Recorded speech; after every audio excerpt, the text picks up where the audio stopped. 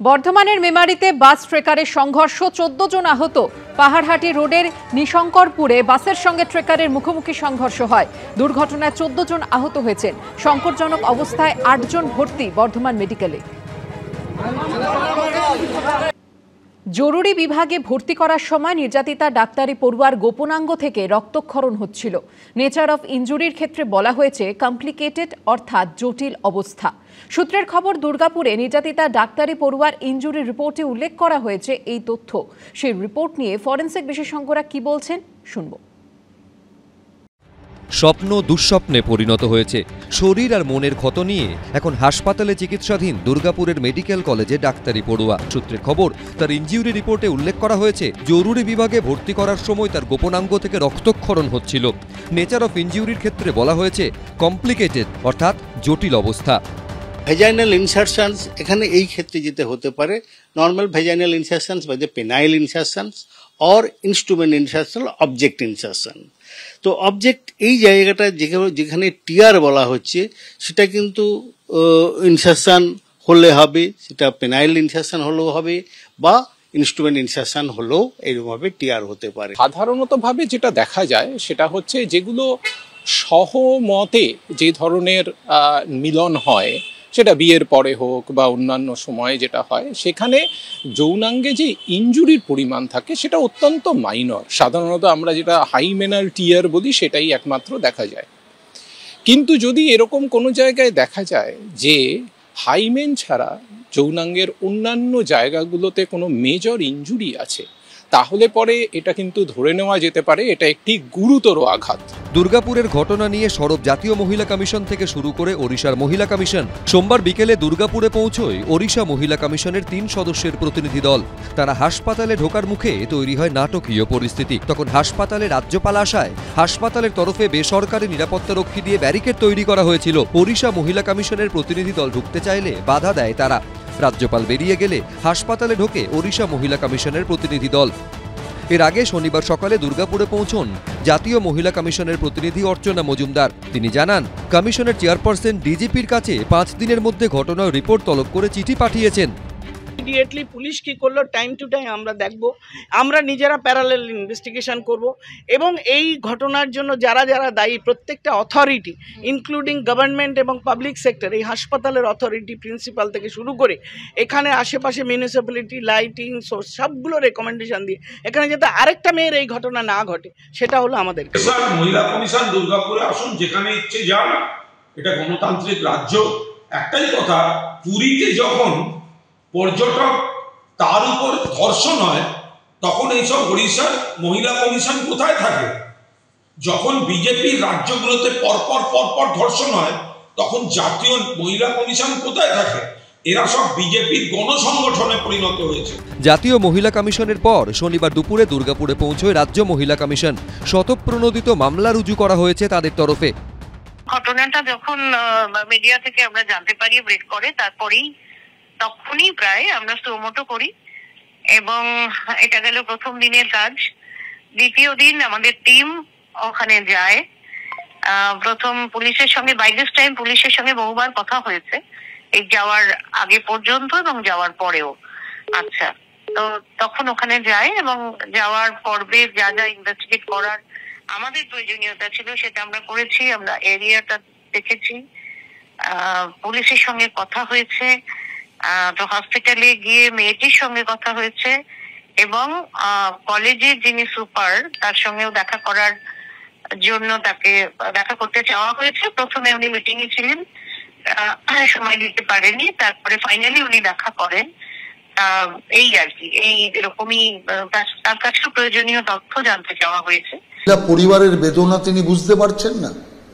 যারা অত্যাচারী তাদেরকে ঘুরে ফিরিয়ে বাঁচানোর চেষ্টা করছেন, তাদের পক্ষে কথা বলছেন এবং প্রত্যেক সময়তে যে নির্যাতিতা মহিলাকে তিনি কলঙ্কিত করার চেষ্টা করছেন। এক এক সময় বলতেন এ বিভিন্ন প্রেম প্রীতি ভালোবাসার ছিল, অন্তঃসত্ত্বা ছিল, কেন রাতে বেরোলো, নানা রকম ভাবে আগে যে ঘটনা ঘটেছে সেই ঘটনার দোষী তাকে আগে শাস্তি দাও। নির্যাতনের পর হইচই, তোলপাড়, দোষারোপ। কিন্তু প্রশ্ন হলো, নারী নির্যাতন, নারীদের উপর অত্যাচার বন্ধ কবে হবে? কবে এই দেশের প্রতিটা প্রান্ত দিয়ে যে কোনো সময়ে যে কোনো নারী, একা হোক কিংবা কারুর সঙ্গে, নিশ্চিন্তে হেঁটে যেতে পারবে? ঝিলম করঞ্জাই, সন্দীপ সরকার, পার্থপ্রতিম ঘোষ, এবিপি আনন্দ। দুর্গাপুরের ঘটনার প্রেক্ষিতে অভয়ার মা বাবা কি বলছেন, আসুন শুনে নিই।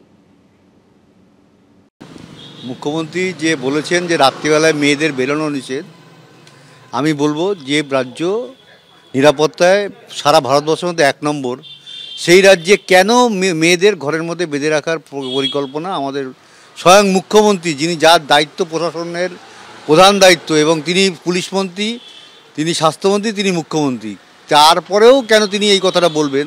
আমি তো ওনাকে একটা পরিষ্কার কথা বলতে চাই, উনি তালিবানি ফতোয়া জারি করে একদম মেয়েরা ঘর থেকে বেরোতে পারবে না এরকম একটা কিছু বিল আনে, বা কোনো একটা মানে দিয়ে একটা ফতোয়া জারি করে দিন যে কোনো মেয়েরা ঘর থেকে বেরোতে পারবে। উনিও ঘরে বসেই কাজ করবেন, উনিও একজন মহিলা মুখ্যমন্ত্রী, উনিও ঘরে বসে যেন কাজ করেন। তাহলে উনি বুঝতে পারবেন যে মানুষকে এইসব কথা বলার ফল বললে কি তাদের প্রতিক্রিয়াটা হয়। দুর্গাপুরে যেটা ঘটেছে এটাও একটা প্রতিষ্ঠানিক, মানে সব জায়গায় নামগুলো আলাদা হচ্ছে, কখনো আরজিকর হচ্ছে, কখনো কসবা হচ্ছে, কখনো দুর্গাপুর হচ্ছে, ঘটনাটা মিলেমিশে সেই এক। তো দেখা যাচ্ছে যারা গ্রেপ্তার হয়েছে তারা একজন প্রাক্তন নিরাপত্তারক্ষী এবং প্রাক্তন ঠিকাকর্মী, অর্থাৎ প্রতিষ্ঠানের লোকজনই জড়িত। প্রতিষ্ঠানই জড়িয়ে থাকে, প্রতিষ্ঠান না জড়ালে এইসব বাইরের থেকে এসে, আমি তো এটা প্রথম দিন থেকে বলছি, প্রতিষ্ঠানের মদত না থাকলে বাইরে থেকে বেরিয়ে কেউ এসে করে যেতে পারবে না। আর আরজিকর তো এতটাই সুরক্ষিত জোন, সেই সেমিনার হলটা, যে কেউ গিয়ে সেখানে ঢুকতেই পারবে না। আমার মেয়ের খুনটা প্রাতিষ্ঠানিক খুন, এটাও প্রাতিষ্ঠানিক অপরাধ। উত্তরবঙ্গে ভয়াবহ বিপর্যয়, কেউ সর্বস্ব হারিয়েছেন, কারো আশ্রয় ত্রাণ শিবিরে। দুর্যোগ কাটলেই আতঙ্ক এখনও কাটেনি। জীবনকে স্বাভাবিক ছন্দে ফিরিয়ে আনার লড়াই চালাচ্ছে জলপাইগুড়ির ময়নাগুড়ির বিভিন্ন গ্রামের বাসিন্দারা।